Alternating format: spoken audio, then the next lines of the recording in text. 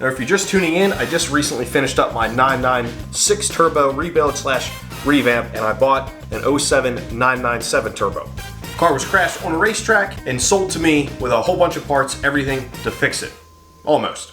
So far we've inspected all the damage, got the interior completely cleaned up, removed the windshield, the glass was removed in the crash. Took a look at all the parts that came with the car, got the wheels and tires off, got the car up in the air, bought a new used rear bumper, removed the roll cage, removed the fixed back seats, and pulled out the engine and transmission.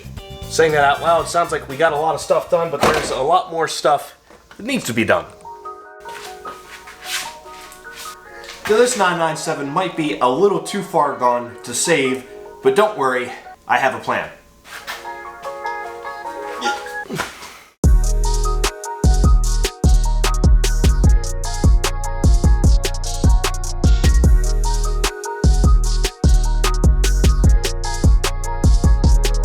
Now what I suspect happened is a case of oversteer on the track, but somehow the car hit the wall perfectly where it didn't damage any suspension or really anything forward of here. I don't have pictures of the car, what it looked like after the crash, but it's kind of wild that the suspension wasn't touched at all. Like, I'm guessing it hit here. This looks like where majority of the damage is, and just kind of shoved and walked all of this back that way, and then process bent the frame rail, ruined the quarter panel, ruined the inner tub, this back section. I mean, it's like it just barely kissed the wall. Now, had it have had an impact further up here, I think there would have been a lot worse damage. There would have been damage to all the suspension components, the wheel, probably a lot more structural stuff too. So, in that case, I got lucky. But by no means is this an easy fix on this car. You're talking, I mean, dozens and dozens and dozens of hours just to get the new quarter panel grafted on and all the associated parts. Like, that's a lot of time I'll have to pay someone in a body shop, and to get the results perfect, well, that's gonna be tough too. What if I told you there was another way this could be fixed?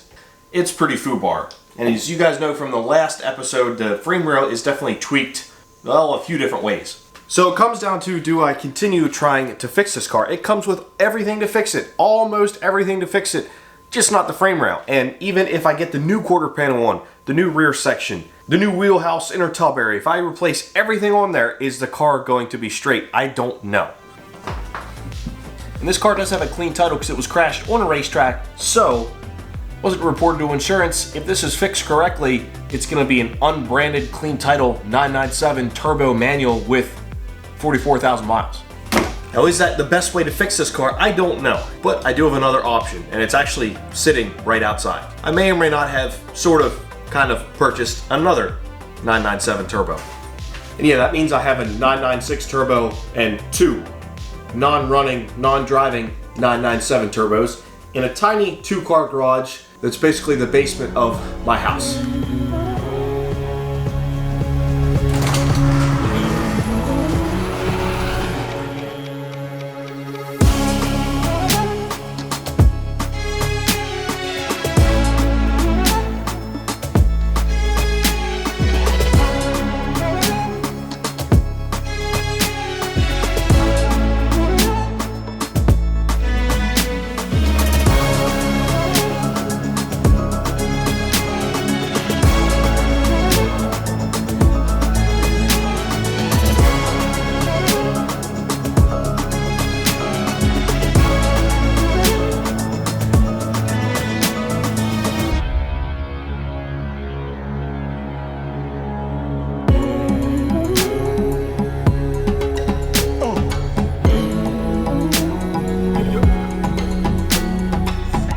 You guys are a little confused about this whole entire situation, I don't blame you. So, to clear things up, let me backtrack a little bit and explain everything.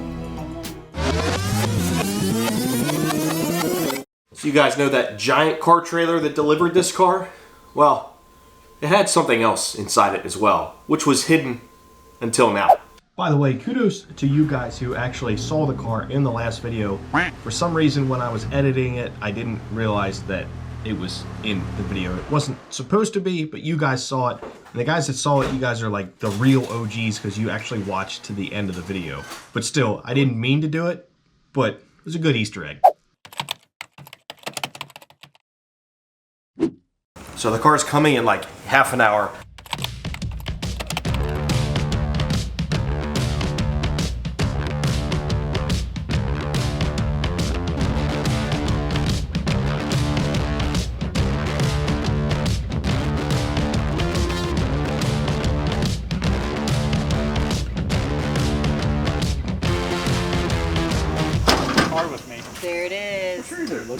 That's your junk body. There's two in here. Yeah, that's your junk body. That's literally his body about this big, like a bobblehead.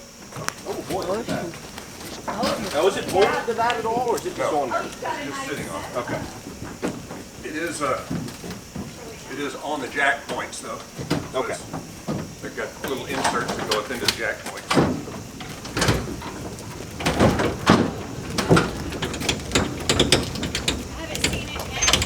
The first thing that actually came off the trailer was the orange 997. I just never showed you guys. I wanted to wait till a later video. We actually put it in the garage first, and it sat there for a bit before we moved it outside to its final destination and where it's actually been kept the last few weeks. We kind of skipped that part, and all I had shown you guys was pulling the gray 997 out along with the boatload of parts, wheels, tires, etc. that were in the trailer. When I tell you that trailer was full, it was absolutely full. You guys just didn't know there were two cars in there. The orange car was in the garage the whole time. You just didn't see it because this is the view that I gave you guys. Sneaky, right?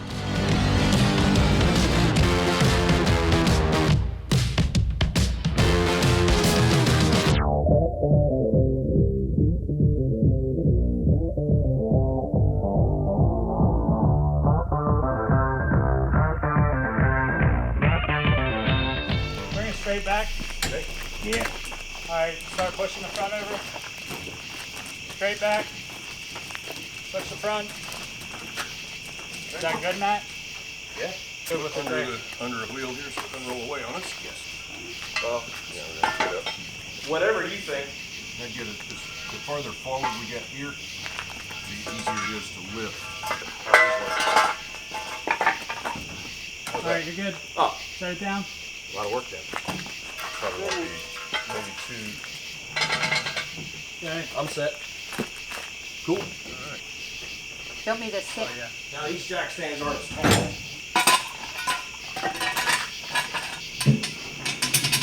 That's good.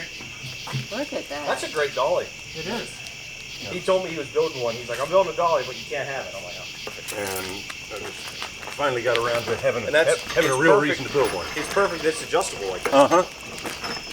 That's a good design. Did you look that up, or you just come up with that? I just think I'll do it. Welcome to Bob's Brain.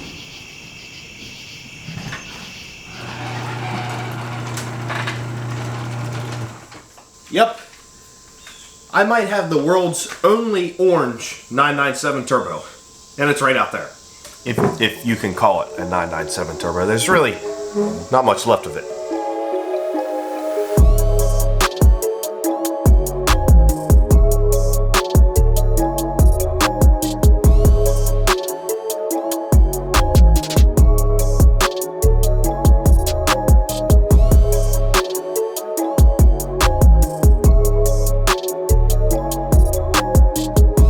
What you guys are looking at is another 997.1 turbo. This one is orange. Was it orange from the factory? No. Is it orange now? Yes. Is there really anything left of it but the body itself? No.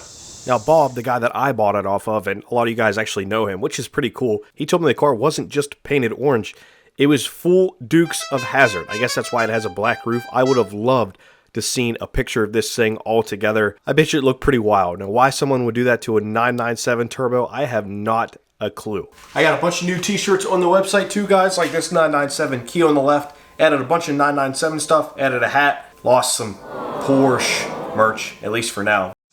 I kept this car a secret the last few weeks from you guys. Yes, this was part of the package deal with the 997. The previous owner had purchased this chassis because, well, it's uncrashed. It has a clean quarter panel on the passenger side. On the driver's side, it's got clean everything. It's actually in really, really good shape. And while it may be orange, it actually used to be Atlas gray. So for the rightful sum of $34,000 delivered, I got two 997s, a whole bunch of parts, terracotta interior, race seats, all the OEM suspension, 3 sets of wheels and tires. There's a lot of stuff. So if you guys thought the deal was sweet before, hopefully you think it's even sweeter now.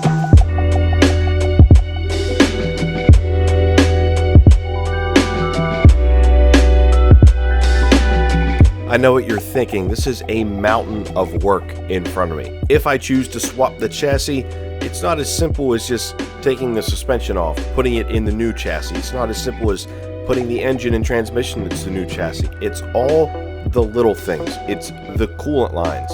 It's the interior. It's all the bracketry and clips and screws that hold little pieces together. I'm going to have to swap the subframes, transfer all the suspension over. And probably the most daunting task for me is the wiring. And I'm not just talking engine wiring, like there's chassis wiring throughout the whole car, inside and out, and then interior wiring. I'm sure there's going to be just a boatload of that to swap over. So this is going to be a lot of work, but I'm leaning towards going this route. I think this is going to be the better way. It's going to come out with a better car in the end, though it's probably going to be a lot more work on my end.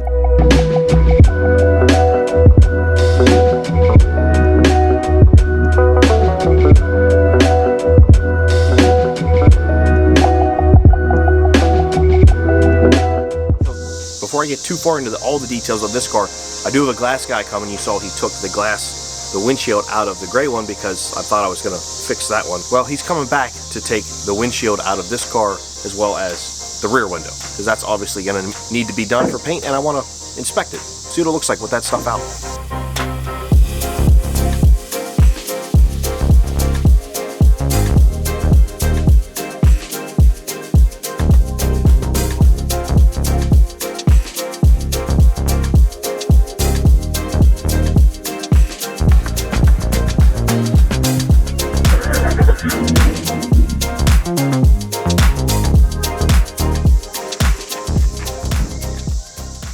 Removing the glass is a very pivotal step in paint because you're going to make sure that there aren't any paint lines, and it's going to make sure all that orange is covered up and gone. And the windshield guy did a great job. Didn't break either of the glass, so I can reuse this stuff. And I actually have a brand new rear section of glass anyway. But now that this is out of the way, it's going to make for a much nicer paint job if that's the way I decide to go with this car. It honestly looks like somebody took the glass out to paint it orange, too. Like they did a professional job. For the time being, I'm leaving the glass on there just to keep, well, a little bit more of the weather out of the car. So I figured it was best to tape it on there so it doesn't slide off, slide around, or break.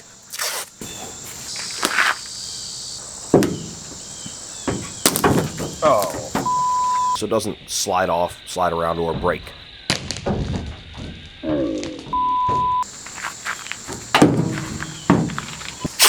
Well, it wasn't broken, but it is now. The reality of it is, it's a cost-benefit analysis which one to fix. Do I take the orange one, get it painted, like a really, really nice paint job, strip everything off of it, well, there's pretty much everything is stripped off of it, get a really nice paint job, and then swap everything from this car into the orange one, which would then be gray, or whatever color I choose to paint it. Speaking of colors, should I change the color? I like the gray that it is, but I absolutely love like a Miami blue. I love Nardo grays, and I absolutely love pretty much any Porsche in white. So help me decide. I know the value is going to be a little bit lower on this car because it was obviously crashed, and I might swap the chassis. This is something for me to think about, and I really want you guys' opinion. Or do I take this car to a frame shop, try to get the frame straight? It's probably more damage than I even realized. Get the quarter panel grafted on with the inner tub, with the rear section, with the rear trunk cover and hatch and everything.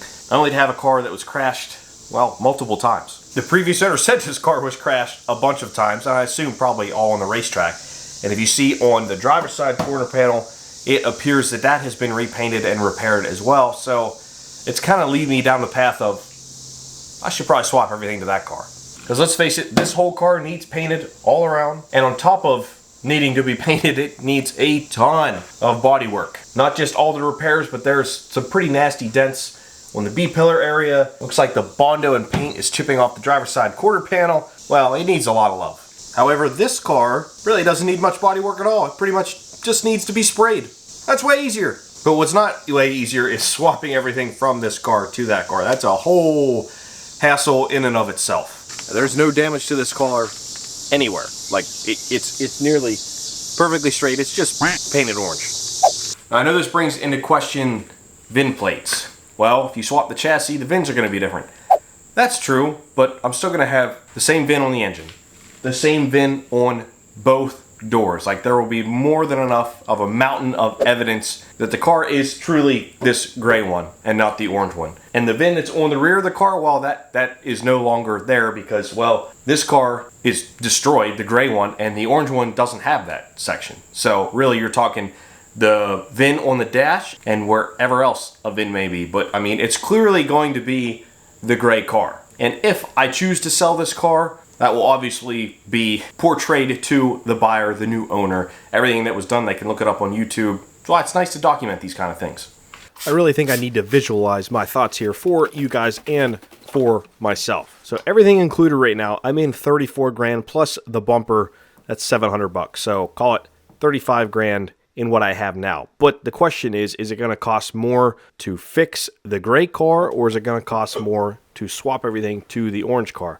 I think we all know the answer to that. Getting the orange car painted is obviously going to cost less money for me. There's little to no body work involved. The gray car is going to take a massive amount of body work. Welding, frame repair, making sure everything is square, you name it. Now the difference is, if I were to get the gray car finished, it's going to take the body shop a lot of time and me only a little bit of time. However, if I get the orange car painted, it's going to take the body shop a little bit of time and me a ton of time, and which is going to have the better end result and be more cost effective. That's what I need to figure out. I also have a bunch of stuff for sale too. So if you guys are interested in the roll bar, seats, exhaust, wheels, seat harnesses, let me know.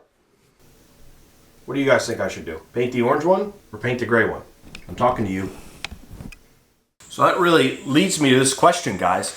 What do you think I should do before I make the next steps and make my final decision? So please let me know your thoughts on swapping the chassis or trying to fix this one. I know which way I want to go, but maybe you guys have some knowledge that will sway me one way or the other. Thank you for watching. Thank you all for entering the giveaway. We'll see you in the next video.